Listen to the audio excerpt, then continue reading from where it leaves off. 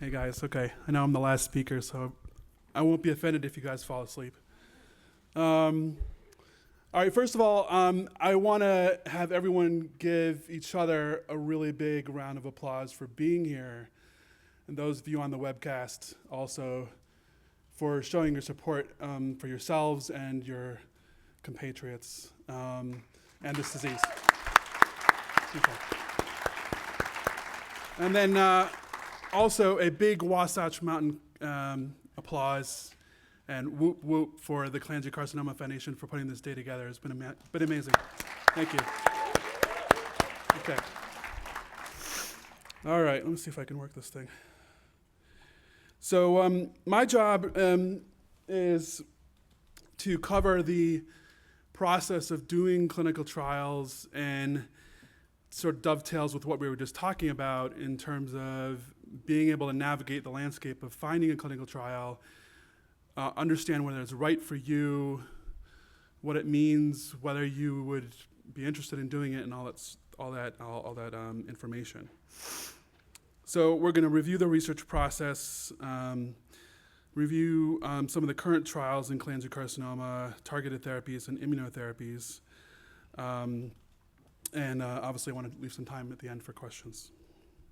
So basically, it starts with an idea, right? So a lot of us work at academic medical centers, and there are labs, our colleagues in the basic scientists who work hard to really understand the biology of cholangiocarcinoma and come up with ideas on what might be a suitable way to target the disease. It's a very complex disease, as you guys all imagine.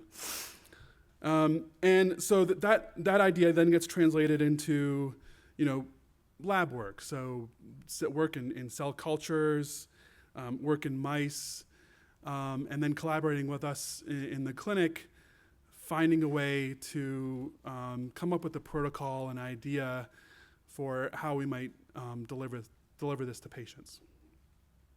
And so the process, this is a bit of an overview.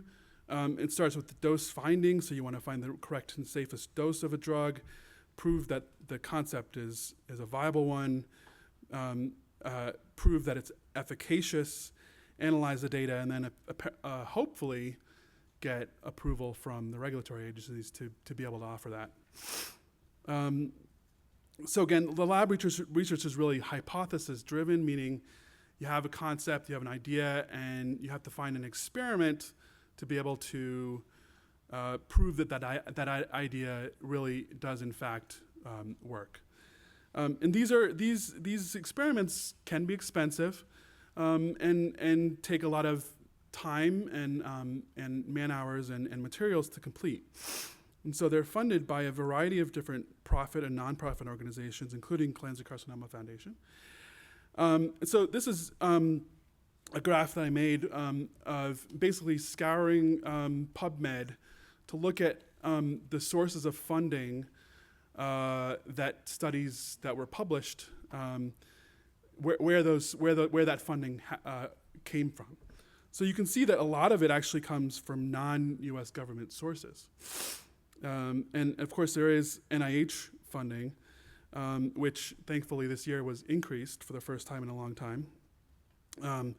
But again, a lot of it's driven by nonprofit sources. So the Cholangiocarcinoma Foundation is really important in this regard. So what is a clinical trial? So trials are basically enrolling human volunteers, both healthy and patients with the disease of interest, to really add to the medical knowledge and move the field forward. And there's two types. There's one is an observational study, and these can be done both prospectively and retrospectively. And then there's interventional studies, okay? Participants will receive basically a specific, very specific set of interventions according to a very detailed, very specific protocol that we as the investigators put together. And interventions can include, obviously, medical products, procedures, changes in participants' behavior, anything that could be construed or categorized as an intervention could be put into a clinical trial format. So what are the unknowns? When you're going into a trial, there are a lot of unknowns, and Dr. Valli touched on this. We don't know whether that treatment's going to be effective at all or more effective than the current standard of therapy. We don't know if it's going to cause more harm. We don't know if it's going to be equivocal. So these are all unknowns. So the goal of these trials is really to determine what the safety of the particular intervention is and the efficacy. And we do that by measuring a number of certain outcomes. Melinda's video pointed out the tools that we use, including the RESIST criteria to establish a standardized way of language of talking about response rates. And then safety. In terms of safety, we use something called the common terminology for clinical adverse events. And this is basically a very detailed criteria of every possible symptom and lab value and its alteration and how we grade it. And it's graded on a scale of 1 to 5. So this is a chart from a phase 1 trial in which you can see that there are different doses that patients got.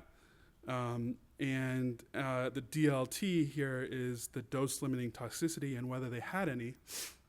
And that's really what we're looking at.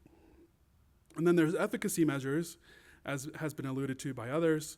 Response rate, so the one on the orange picture is from the gemcitabine and Abraxane trial done in pancreas cancer, and that's talking about response rates. And the graph, the Kaplan-Meier graphs, show are taken directly from Dr. Valli's paper, thank you, on gemcitabine and cisplatin. So development of interventions occurs in different phases. So let's talk about those different phases so you better understand what you're looking at. So phase 0, I would say, would be an exploratory setting in which there's a very limited number of patients. Phase 1 would be dose finding, phase 2, proof of concept, and phase 3, comparative efficacy. So let's go through each one of these.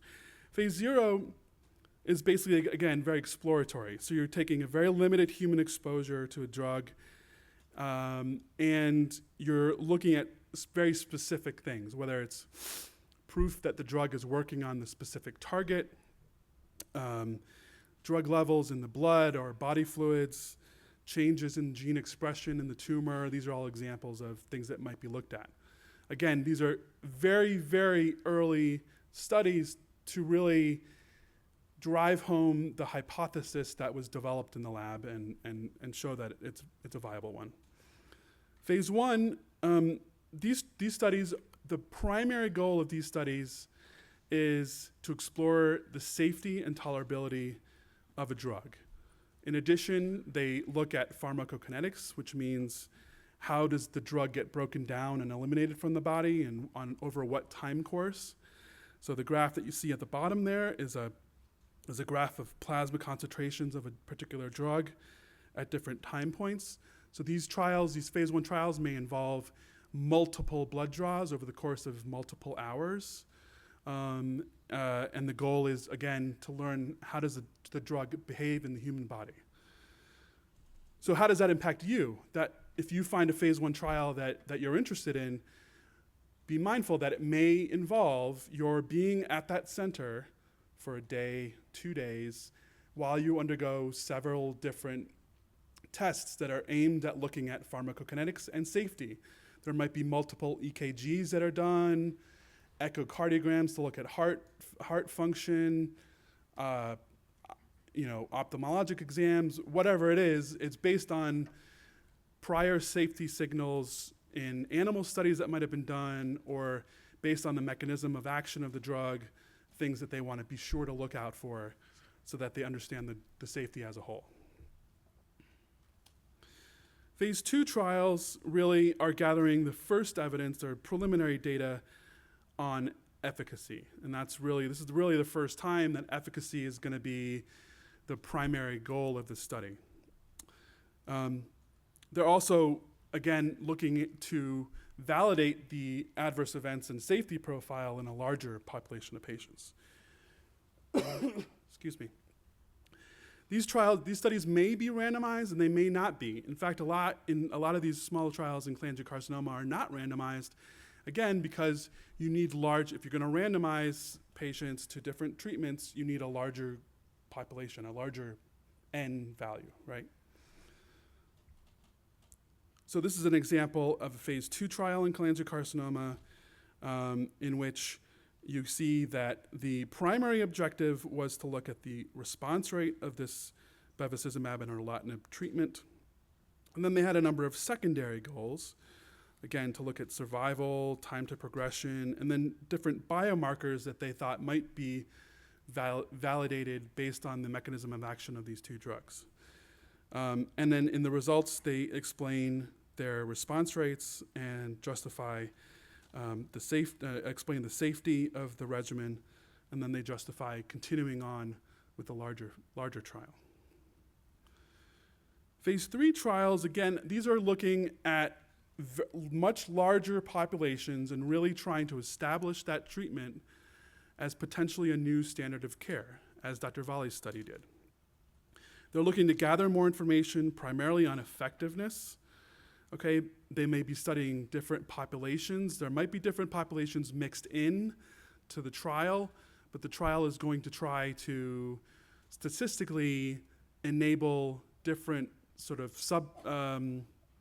sub-analyses of the patients to tease out which population of patients might benefit from that treatment more than others. They might be looking at different dosages or schedules of dosages. And then these trials are nearly always randomized trials, and they're going to randomize to what is at that present time most likely the current standard of care. And the goal, again, is really FDA approval of that drug or regimen in that disease. So here's an example we've seen. Again, they justify it by saying they initially conducted a phase 2 study, and then because of the signal of good efficacy, they expanded it to develop a phase 3 trial. 410 patients, that's really a testament to their activities in terms of getting 410 patients with cholangiocarcinoma on this trial. And then they randomized it to gemcitabine, which would have been the standard of care at that period of time. And the primary endpoint was overall survival.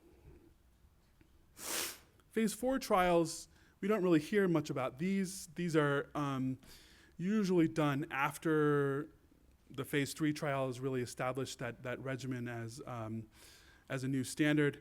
They may be required to be done by the FDA as a condition of approval, expanding access to the drug or the regimen to a larger group of patients to further explore a particular safety issue. But that's what these are. So who conducts a trial? So trials are really a big team effort. It's led by a principal investigator, and they have a huge number of people who work as part of the team: research nurses, regulatory specialists, lots of people, and it's really a team effort. Excuse me. It's funded by a large number of people. Again, mostly by pharmaceuticals, because they're coming up with these drugs that we're interested in testing in this format. Some trials can be supported by academic centers or foundations. Can support smaller trials, obviously. The length of time on any given study varies depending on that study. As was alluded to before, phase 1 trials, again, are fleeting. They're going to open and close, open and close, open and close, because they're looking at a small cohort of patients, treating them, looking at the safety, making sure it's safe to go on, and then opening the trial again to continue with the next group. Whereas phase 2 and phase 3 trials may be going on longer, and it depends, the length of time that they're open really depends on how many patients they want to enroll, how quickly they're accruing patients, and then how long they need to follow the patients. And in order to be able to fully assess the efficacy. There's a clear, very specific set of eligibility criteria that will be laid out in the trial, and those are all listed on the clinicaltrials.gov website when they're talking about the trial. And these are basically to sort of define clearly the population of patients that they want to include in the study. Protections. So this is a big area of regulation for good reason. We want you as participants to be completely informed about the risks and the potential benefits and everything that goes along with participating in that trial. So we are going to provide you with with information about the clinical study and provide you enough information to understand the risks and the potential benefits and any alternatives that might exist.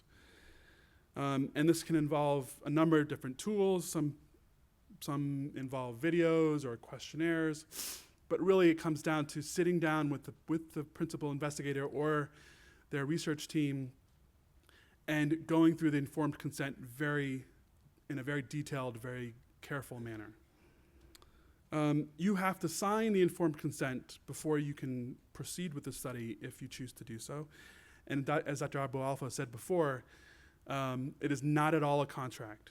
You can pull out of the trial at any time you want. There's no obligation. We also have institutional review boards who review the protocol and everything associated with the trial to make sure that it's a safe trial, that it minimizes risk compared to the benefit that is hypothesized to be gained.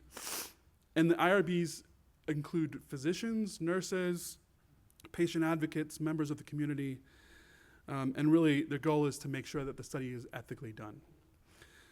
Some studies may involve a data safety monitoring committee as well, which is generally located at a particular institution that's doing the trial.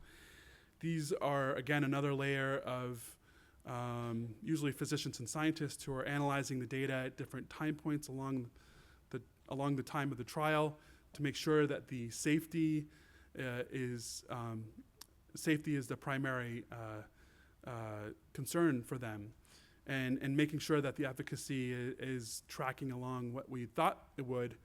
And they have the power to shut the study down at any point in time if anything's going wrong. They can halt the study and pause it, they can shut it down, whatever. But another layer for participants to feel comfortable that the trial is being done in a safe and ethical way. Again, benefits, right? So you're contributing to medical knowledge by participating in the study, whether you get the benefit or not. And the results really will make a difference for future studies, right? I mean, Dr. Valley wouldn't have been able to sit up there and talk about the results of these studies if participants hadn't participated in those studies. Some trials obviously will enable you an alternative therapy, as this young gentleman pointed out about his wife, having been availed the BRAF inhibitor, saved her life for a time being, and gave her an opportunity.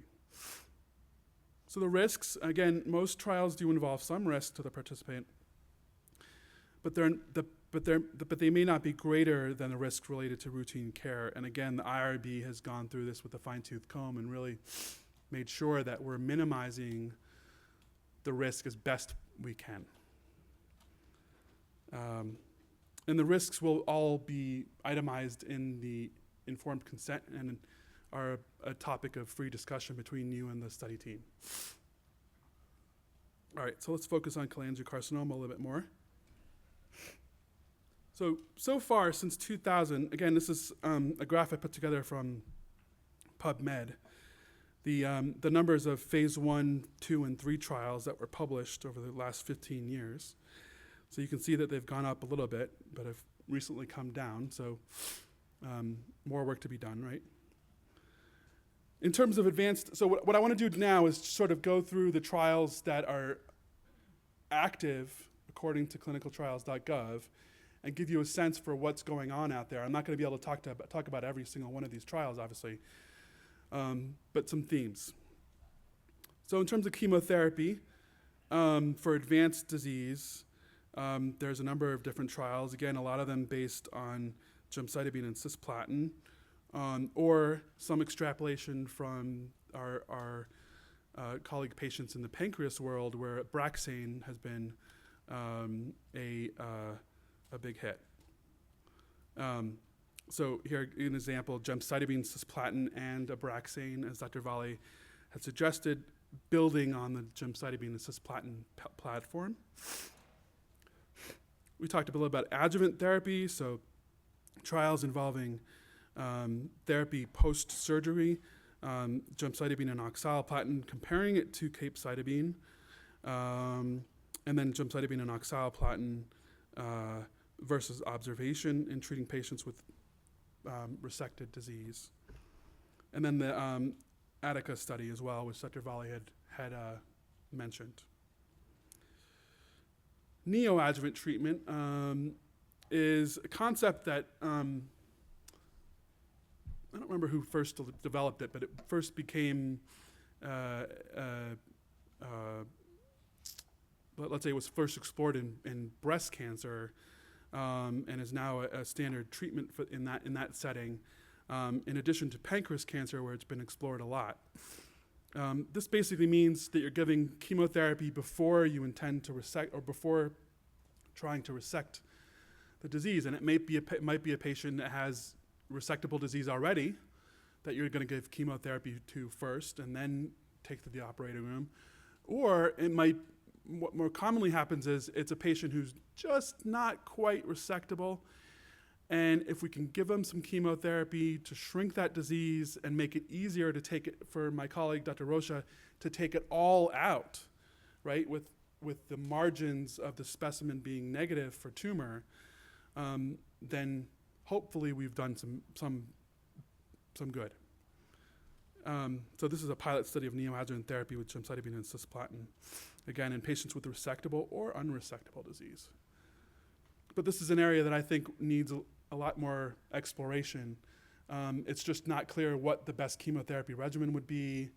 And again, there's a lot of genetic variability. So do we introduce genomic treatments based on the patient's tumor's genomic profile, or what have you? It's a nascent field, I think. Radiation therapy, there's a couple studies listed here. There's a phase 3 study based on out of the group at MGH, looking at focal radiation therapy for patients with unresectable or localized intrahepatic cholangiocarcinoma being given after 3 cycles of gemcitabine and cisplatin, and they're comparing that to just continuing chemotherapy by itself. So this will be an exciting phase 3 trial to see the results from. Interventional radiology was also touched upon. Again, internal radiotherapy versus arterial chemoembolization. So arterial chemoembolization is the same concept as what Dr. Valle had talked about, in that you have small, tiny little beads that are actually coated with chemotherapy, not radiation. And the concept is really the same: to deliver beads to the tumor itself, block off the blood supply, and at the same time deliver chemotherapy specifically to the tumor. So these are treatments that are used a lot in hepatocellular carcinoma and have crossed over into cholangio now. So a number of different studies going on here. Irreversible electroporation is basically using electrical fields to create pores in tumor cells and allow fluids to move in and out, and that actually will kill the cell because you're basically bursting the cell membrane. Hepatic artery infusions. So this involves a pump, as you see here, that's external. So it's basically sitting on the surface of your abdomen. There's a catheter that's inserted into the hepatic artery and infusing chemotherapy directly to the liver. This is a technique that's really been, a lot of the work has been done at Sloan Kettering for colorectal liver mets, and it's something that's being explored now in primary liver cancer. So there's 2 studies here that I highlight that are, again, being done at Sloan Kettering. One is in the adjuvant adjuvant setting, so post-operatively, and the other one is in patients with unresectable disease. Okay, so we talked about chemotherapy. Now let's touch on the molecular heterogeneity. So this is a study that was, excuse me, came out early 2015, I think, where they took over 500 patients with cholangiocarcinoma and had, this is by Foundation One, profiled them. And really you see here, the point of the study, the point of this graph is really to highlight the molecular subtypes that occur and how they can be tied to the location of the cholangiocarcinoma. So you see that there are HER2 mutations in patients with gallbladder cancer 16% of the time, and extrahepatic, but less so in intrahepatic. IDH mutations only in patients with intrahepatic cholangiocarcinoma. So again, something that really changed the field a little bit in terms of exploring what mutations we might be likely to see based on where a patient's tumor was located. So targeted therapies. So we have VEGF, which basically is a factor that's secreted by the tumor to help get blood vessels to grow to the tumor. And therapies targeting this factor have been successful in a number of different malignancies, including colon cancer. COX-2, so COX-2 is an enzyme that makes a specific type of prostaglandin, and is actually was developed, a drug called celecoxib, you might have heard of, was developed as an anti-inflammatory. But COX-2 actually produces a prostaglandin which is pro-neoplastic, so it'll actually get tumor cells to grow.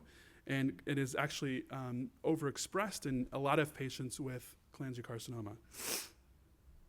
EGFR, Dr. Valley touched on, and again, there's still a couple studies going on with those therapies. This is just a list of all the targeted therapy trials going on right now per clinicaltrials.gov. So you can see the point it really is to show you the breadth and the number of studies out there. Okay, not all of these are basing it on a patient's particular genomic alterations, but again, the concept of precision medicine and targeting tumor a little bit more specifically than a shotgun approach with chemotherapy has certainly taken hold in this disease.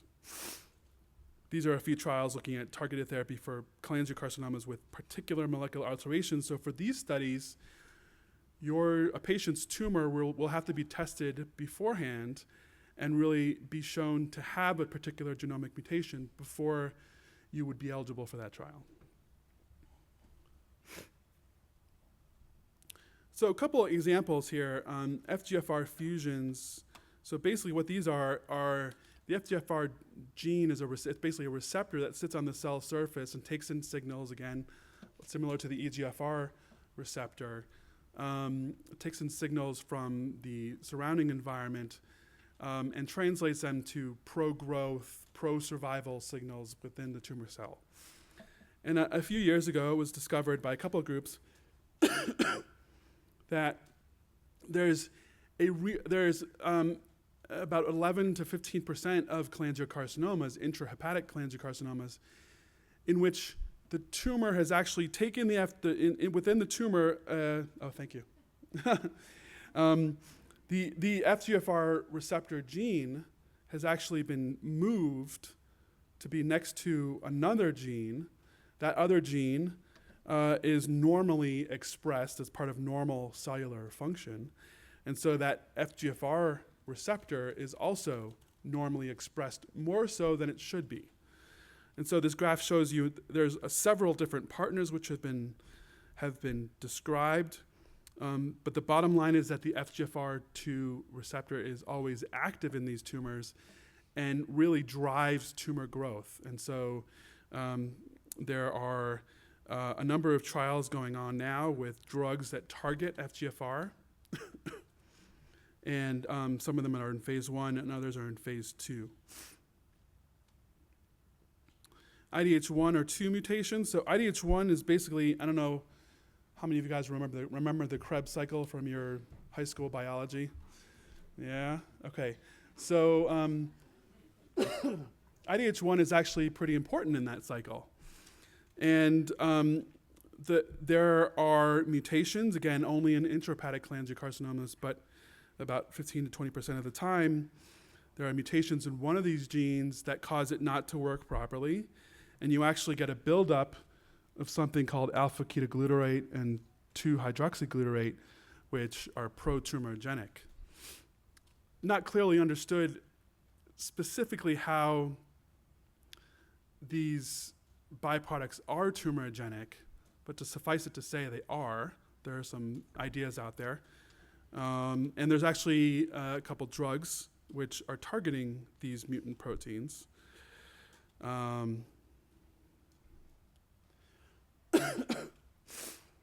Agios has one of the drugs, AG120, that was reported out in the middle of last year. They reported out some preliminary data from their phase 1 trial in which there were 55 patients. So this IDH mutation occurs predominantly in cholangiocarcinoma, gliomas in the brain, and chondrosarcomas.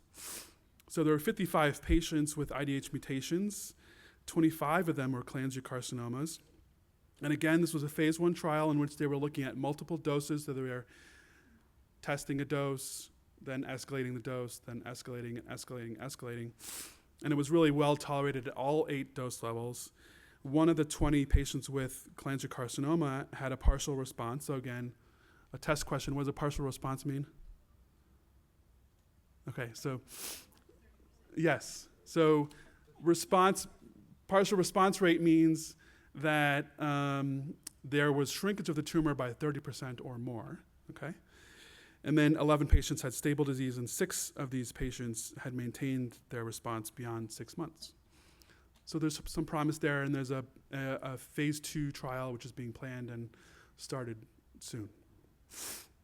So these are a number of different trials which are open with drugs targeting IDH1 mutant cholangiocarcinomas or other solid tumors that, again, would apply only if your tumor had the IDH1 mutation. All right, now everyone wants to talk about immunotherapy, right? Excuse me. So as far as I can tell, there's really only 2 trials that are open for immunotherapy that would include cholangiocarcinoma. I think there's probably a lot more in development. And at our meeting in San Francisco, our GI oncology meeting 2 weeks ago, this exciting data was presented in which, so basically MSI means mismatch repair. So what is mismatch repair? Our cells go through life just like we do and get cuts and bruises along the way, right? DNA gets cuts and bruises along the way. And those cuts and bruises have to be fixed. So there's a number of different proteins that go about their sole goal is to fix these problems. Now, some tumors will have defects in these proteins, and so those cells cannot accomplish that. So you can imagine that if they cannot accomplish that, those cells acquire mutations that stick around at a lot higher rate than cells that have the normal machinery. Does that make sense? So they have a lot more mutations and have a higher burden of proteins that are discoverable by the immune system. Okay, so the immune system has to target a particular protein on the tumor cell surface, and these proteins that are mutated are specific only to the tumor. So MSI high tumors means that those tumors have defects in that mismatch repair machinery. So this was a study in patients with non-colorectal cancer, GI cancers, and there were 3 patients with biliary cancers included in this study out of 17. And you can see that there was actually quite a good response in the majority of the patients. The green is the cholangiocarcinoma patients, so 2 out of the 3 patients responded, and the response was durable. So only these are about one of the patients with cholangiocarcinoma has had a response going on longer than 10 months. And the survival in these patients was significantly prolonged. Again, this is early data, but promising. The problem is that in cholangiocarcinoma, the percentage of patients having this defect in this machinery is pretty low, probably less than 5%. But again, it's another thing for us to be looking for from the medical oncology side. Another thing for us to be looking for, in addition to genomic mutations, to potentially avail patients of this important treatment. So that's it. I'll take questions. I know there's probably a lot at the end of the day, but okay. Yeah.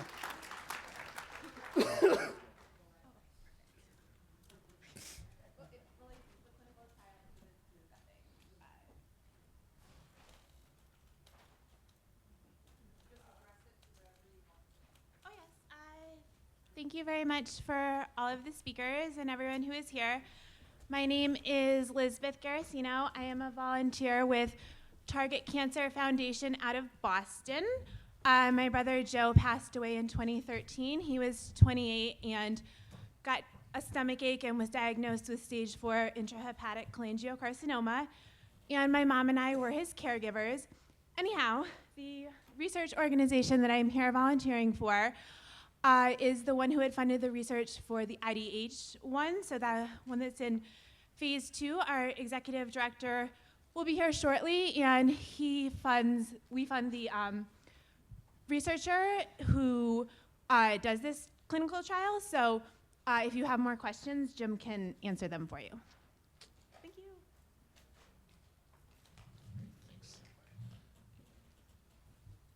Okay, I have a question about 2 specific clinical trials. One is using Optiva, and the other one is using Keytruda, which I can't remember. Yeah, those real long words. Optiva, I know, is like 3 or 4 months ahead of Keytruda, and I know they work basically in they're built almost the same. Which one, if you were the patient, seriously, if you were the patient, which one is the better drug? Is there a preference? Because neither one of them is really open to CC patients yet. Optiva, I almost got on a trial for. I was this close. Yeah. I'm a trial junkie. I was on a trial for 2.5 years, and I was a success for 2.5 years. So I'm a trial junkie. I want to get on Keytruda or Optiva. Those are the 2 that I want. So, is there... Yeah. So, there's no answer. Both of the drugs I believe both have gotten approval in melanoma. There's no comparative data between the 2, even in melanoma, let alone in cholangiocarcinoma. They both target and do the same thing, essentially. So they both target the PD-L1 pathway, so the cloak that Dr. Valley talked about. So really, both are exciting compounds, and there's really no reason to believe that any one would be better than the other, per se. Yeah, just I would like to add here, and probably kind of like we share the same thought here, and obviously we don't want to kind of like sound as if, you should not get on drugs. But remember one thing, those therapies are not approved in that setting. And in other words, you might listen to anecdotes or hear them. We truly prefer that patient join clinical trials rather than go on that kind of tangent. And the reason is because, number one, there is safety issues, more important than anything else. These drugs metabolize differently in different people in different cancers. Number two is, yes, by all means, we need to establish data. If each one of us will do something separate, we cannot regroup that information. It kind of like becomes a little bit of a mute issue. And probably I have to say, we never really had to say stuff like that, except for immunotherapy. This is like so hot of an item. Even ourselves, if we don't put an immunotherapy slide in our presentation, we are not cool. We're not like, we have no clue what we're talking about. And it's amazing how much it grabs attention. But you have to really realize at the end of the day that the responses and outcomes that we saw in melanoma, this is not what we are able to talk about in other diseases. So we have to put it in perspective. But it does not mean we're not going to test them. Actually, we are all heavily involved in immunotherapy, domestically and globally, but we have to wait for the data. And we, of course, if there is a clinical trial, by all means, we agree 100% you should join it. But I don't think really people should go and seek the physician that's ready to convince or support to buy the drug and use it without a clinical trial. I'm not sure this is the right thing to do. Yeah. Just one small thing to add. Some people may not realize this, but chemotherapy also affects the immune system. And people who are developing vaccines are actually studying chemotherapy effects on those same immune cells that they're hoping to target to make sure that the cells they're targeting are around, that they haven't all gone away. And so there are more things to this than we all realize right now. Should it be given with chemo, before chemo, after chemo? We're all still learning. So as much as there's enthusiasm because it sounds promising and there are some amazing success stories in this room, and we encourage you to keep exploring. Just know that these are things we're still trying to learn. Thoughts, questions? While we're waiting for the next question, fascinated with, yeah, absolutely. Fascinated with something, just kind of, again, to humbly say how things evolve. So you heard about RECIST criteria, 30% shrinkage. Anybody thought like where this comes from? Let me tell you where it comes from. The NCI, many, many years ago, invited radiologists down to Washington, to Bethesda, and literally had balls made of some form of foam and plastic hidden under a comforter, like under a bedding. And they asked them to start touching those balls and be able to assess where the difference in size might be kind of felt. And in other words, a human hand cannot really touch or evaluate something shrunk more than 50% in those days. And this is really where those differences came from, by this kind of experimentation. This is really where we come with partial response or what have we. So I want to kind of like, this is nothing's written in heaven here. This is all done over time, and we inherit things and we build on them and what have we. But definitely we're doing much more robust science nowadays, and that's why things probably look sometimes frustrating. But there's definitely much more robust science. While we're on the topic of the MLH, well, the immunotherapy and Keytruda and things, when you were speaking about this a minute ago, you were talking about MSI being the repair mismatch. Doesn't MSI stand for microsatellite instability, or are they one and the same, or are they different? They're used interchangeably. Okay. Mismatch repair and MSI are used interchangeably. Okay. And then is there a specific set of gene mutations that are indicators for MSI? And do you know what they are? Yeah, so this comes from the colorectal cancer experience. Now you're going to test me. There are four sets of genes. Was it MLH1, MLH1, MSH6, MLH2, and PMS2. And they can be tested on tumor tissue, actually. So you're looking for, there are particular stains for these four proteins. And we can stain, our pathology colleagues can stain the tumor tissue in a normal slide and look for presence or loss of one of those mutations, because those proteins, the mutations cause a loss in the protein. So it doesn't require a Foundation 1 type? It does not, though. Extensive Foundation test. 1 and Caris both include it in their panel. Yep. And then the results that you showed are that from the clinical trial, were they the trial at Johns Hopkins, Yeah. that was reported in the New England Journal of Medicine. Well, so Several right, months so the ago. New England Journal focused on Keytruda in the colorectal cancer population of the same trial that were MSI high. In that trial schema, they included non-colorectal cancer GI patients, and this was the preliminary data from that. So this has not yet been, I think it was just published in JCO. But yeah. Okay, thank you. Hi, it's Jeff again. Hey, Randall. Okay, he's back there watching right now, Pennsylvania. I have a quick question. When I was 5 years old, I had a tumor in my colon, about the size of a tennis ball, and I had it removed.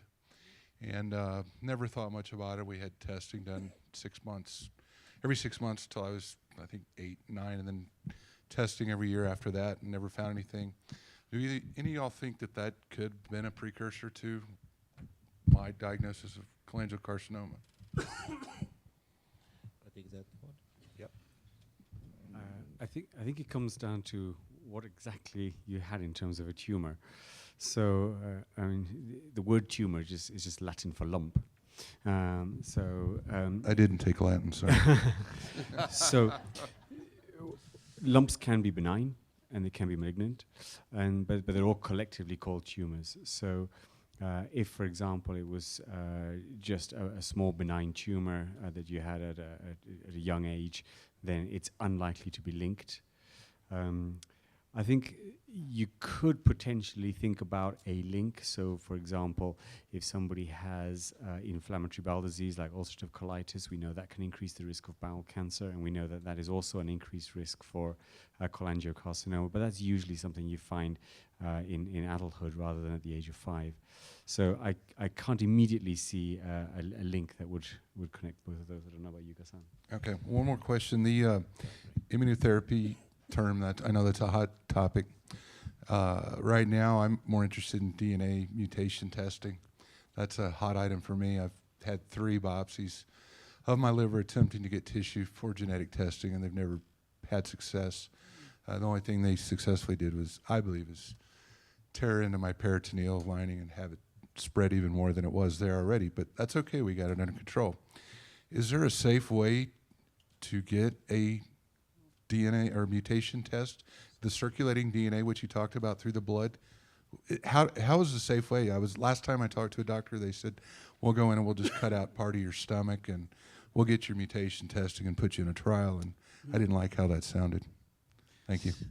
Yeah, so this sort of gets to what Dr. Roberts was talking about. There are technologies to do cell-free DNA or circulating tumor cellular DNA.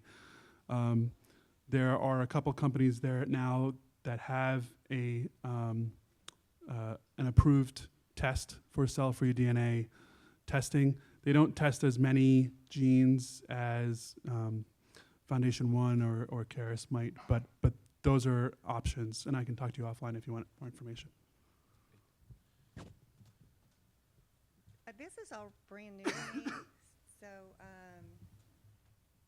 you mentioned toxins being a possibility of the cause, and the individual that I'm caring for has worked in the aircraft manufacturing industry for 30 years. Is this a slow-growing process, and then it appears, and then it goes rapidly, or I don't quite understand? So here we have to be careful, and I think somebody was talking to me about this on the break. So causality in medicine is something very, very difficult to prove. And in other words, we can look at associations. You remember, like you read kind of like, for example, eating this or drinking that. Maybe the only causality we have truly 100% proven is smoking and lung cancer, for example, with some other cancers. But in regard to cholangiocarcinoma, there has been kind of certain associations that were reported, but we are not necessarily able to prove or disprove 100% how things evolve. So that's in regard to the industry and what could have happened there, or nothing maybe happened there. Number 2, as far as growth, we don't know. Interesting enough, those tumors kind of evolve in a certain committal phase and then a blasted phase where they kind of like might start a certain growth rate and then grow a little bit faster. And this might vary quite a bit among people. And if anything, there's a lot of interest in this kind of field, because remember, at the end of the day, the best cure is prevention, but we're not there yet to better understand it than that. And as such, really, we kind of like in our discipline, we kind of take it from where it is and try to kind of reverse the process rather than look back in history. And I have to say, this is a question, at least on the emotional basis, comes out all the time by patients and their loved ones, is like, when did this start? And I have to tell you, it's very hard for us to gauge on that, and probably it will be wiser not to do any wild guess in that regard.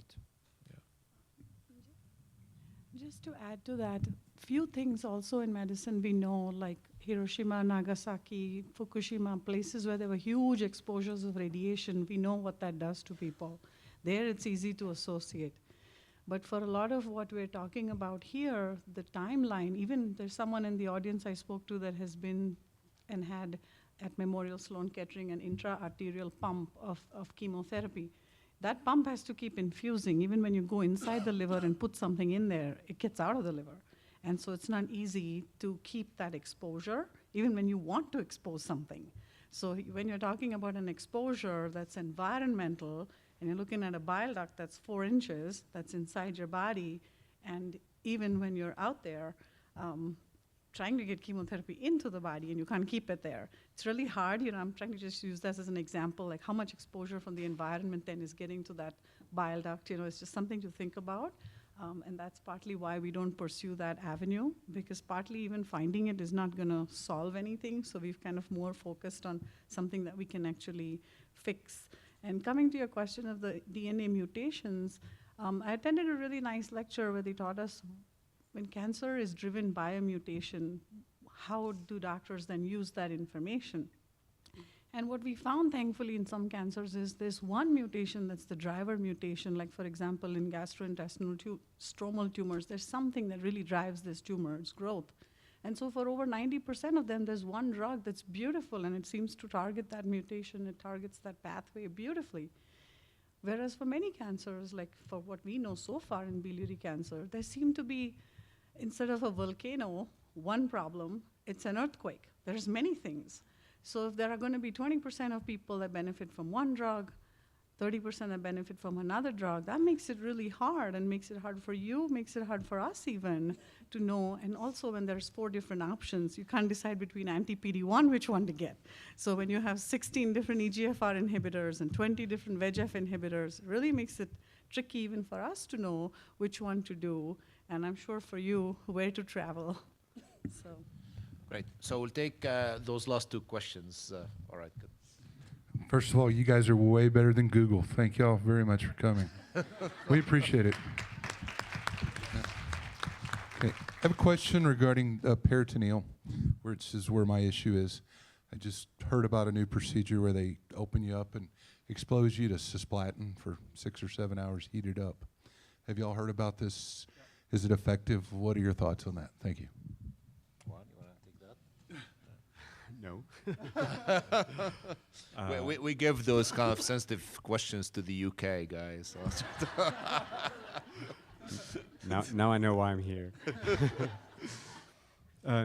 So I think we're talking about is HIPEC and intraperitoneal chemotherapy. So this is a process whereby the abdomen is opened up, and the skin is literally held up like a sort of tent, and surgeons are able to hopefully remove as much of the cancer as they can, and then at the same time bathe effectively the cavity with chemotherapy. This is something that has really developed on the understanding that even if the cancer has spread, for certain patients, you can actually still achieve a cure, and primarily from bowel cancer, from colorectal cancer. So let me take you back a little bit. If you have primary bowel cancer and it's removed, you hope that's the end of it. But sometimes it can spread to the liver, in a certain part of the liver where you can remove part of the segments I spoke about earlier. And we know if you have no liver surgery, your 5-year survival is about 5%. If you do have liver surgery, that goes right up to 40%. So we know that we can salvage patients even if the cancer has spread to the liver.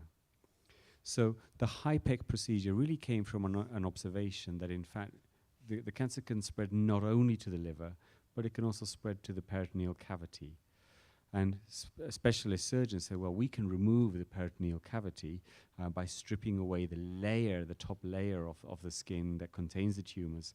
But at the same time, in order to complete the sterilization, is to give the chemotherapy. What we're not 100% sure is how much each element adds. So how much does the chemotherapy add? How much does the warming it up add? And that is even in colorectal cancer, where it's used, I wouldn't say frequently, but it's certainly used more commonly than not. I think for cholangiocarcinoma, it would really be considered quite experimental. I'm not sure if surgical colleague wants to add. You anticipated my. I think it's working, yeah. Oh, you anticipated my my coming up to the mic. So yeah, I think Juan explained the procedure very elegantly. It's not a very elegant procedure, just so you know. Having been a part of this in some form in my training, not currently practicing it, it happens to be very effective for a lot of low-grade tumors, so appendiceal tumors, mucus-type tumors, where you can actually debulk the disease. Cholangiocarcinoma does have a pattern of spread in the peritoneal cavity, but there's no great data to say that HIPEC and stripping will actually make a difference. And in fact, if you extrapolate some of the colorectal data where there is some evidence, if the tumor's in the liver, no surgeon will do the HIPEC procedure. Believe it or not, the outcome is not good when the disease is in the liver as far as HIPEC is concerned. Whether that's because the chemotherapy bathing the liver doesn't quite penetrate. And so I think that, you know, potentially could be an avenue, but right now it's a very morbid procedure that I think the benefit is lacking so far in cholangio. Great. Yeah, last question. I think a simple question. But first, I want to thank you guys for being here and being on our team, because I think as patients, we just keep wanting to ask questions, and it's nice, you know, to get a different perspective from our own doctors that we're working with. So thank you. How much does diet play into all this? The whole sugar thing. No sugar? Can we have sugar? What are your thoughts? Sure. So this is actually pretty much the question we ask and we answer 25 times a day, if not more. And you know, the story again, what I just mentioned about causality, we don't have a proof. Observations, there were some reports, but I have to say they were more in the preventive world rather than in the actual situation where a patient is ill. And as you can imagine, we all practice certain intervention on ourselves when we are ill, no matter what we have, simply because we're trying to help ourselves and we want to contribute to the effort. So, you know, juicing, reduce the sugar, become vegetarian, all of that happens. And I have to tell you, short of a certain illness that's associated at the time of having the cholangiocarcinoma, let's say, for example, diabetes or some other form of chronic illness that might require an adjustment, usually we would support a varied, highly nourishing diet with a focus on all groups of the foods. And at the same time, definitely we encourage a lot of proteins, no question about it. However, you have to realize when people are ill, and all of you are witness one way or the other to that, frankly, anything in is better than nothing, you know. So that kind of like direction of, you know, try to kind of like being highly select and what have we doesn't help. And remember, there's kind of like the whole psychosocial component of it. If you're gonna start like changing your life pattern around an illness which is major, I mean, it's not easy. You add to the stressor for no reason.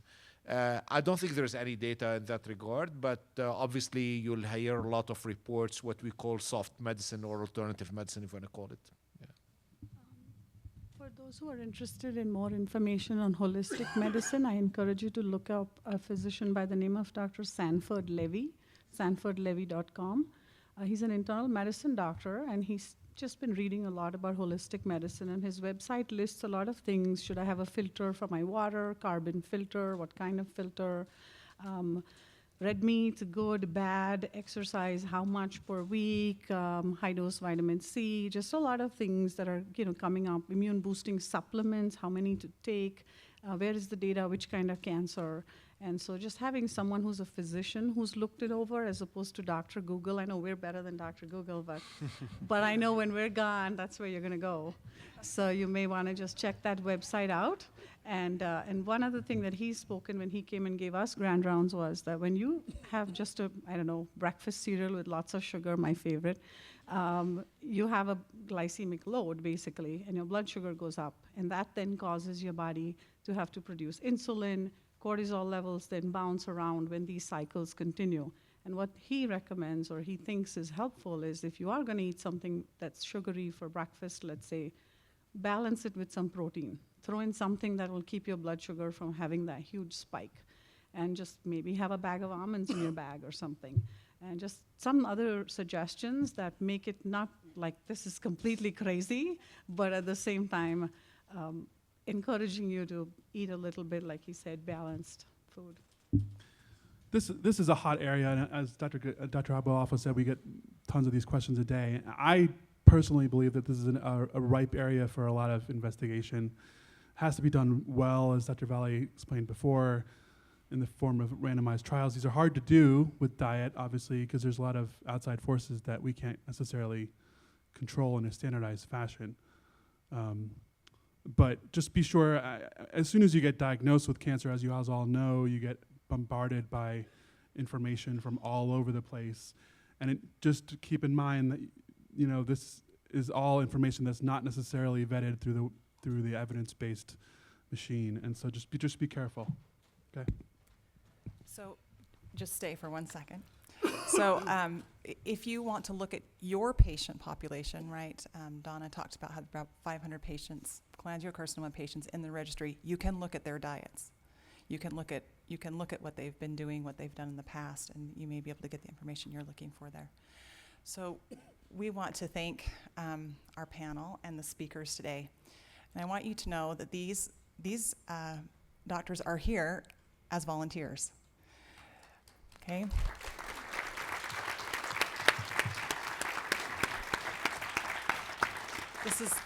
This is hundreds and hundreds of hours, thousands of hours of work that they do outside of their practices. They're here for you. They're here to meet with their colleagues. So we have just a couple housekeeping items. First off, could I have anyone who participated in the PCORI steering committee stand, please? I think Donna's out in the hall. Okay, so, okay, yes, thank you. So these are the patients and caregivers and volunteers who set this meeting up. They helped set the agenda, they helped with the grant, they helped with everything. So can we give them a big round of applause, please? Thank you. In accordance with the PCORI grant that we received so that you could be here and we could have this patient day, we have to provide them with data. So the surveys that are on the tables, the yellow ones, those have to be filled out by each patient and caregiver who's here. And you can return those to Donna or in the back there. Okay, and we need that data so that we can apply for another PCORI grant so that you can be here next year. Okay, so just a little bit about tomorrow. When the PCORI grant was written, we anticipated that we'd have about 25 patients. So there are about 90 here. So you can see how we have outgrown this facility. We've realized that, but we were too late in the process when we realized how many of you wanted to be here, and what a fantastic problem to have. So next year we already have a new facility that will allow us to continue to expand. And so tomorrow and Thursday, all of these doctors are going to be coming in to participate here. Tomorrow is not a forum for patient interaction with these doctors, and let me tell you why. All of these doctors are here voluntarily, and they're here for one thing, is to move this science forward so that we can get solutions for you. So it's important that we facilitate that in every way that we can. They see each other, right? Juan is here from the UK. So he's traveled all the way here to meet with these other doctors, and so that they can coordinate what they're doing and we can move forward more quickly.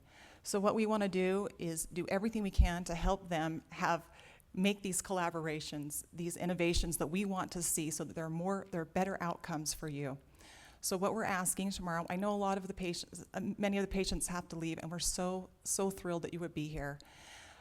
If you are staying, we would ask the patients and caregivers to stay in the back of the room. You're going to see very active, interactive discussion around your disease, and that's what we want. They're going to be debating different kinds of, different modalities, different things, and that helps them to kind of to open up to new possibilities and new ideas. We want them at lunchtime to be able to sit with their colleagues. These are colleagues that they can't work together all the time. They're here for 2 days just to talk about us. So we want to help them in every possible way that we can. Let me just see, there's a couple more things for Donna here. Okay, breakfast on Thursday and Friday morning starts at 6:30 upstairs. Let's see, sessions tomorrow begin at 8 a.m. and they're tight. We have a lot going on tomorrow, and I think it'll be very interesting for those of you who are staying. And then the patient lounge, there's a special patient lounge set up by the PCORI committee, and thank you for those of you who participate in that. If you just go down the hall and to the right, there's a patient lounge there, and you can visit.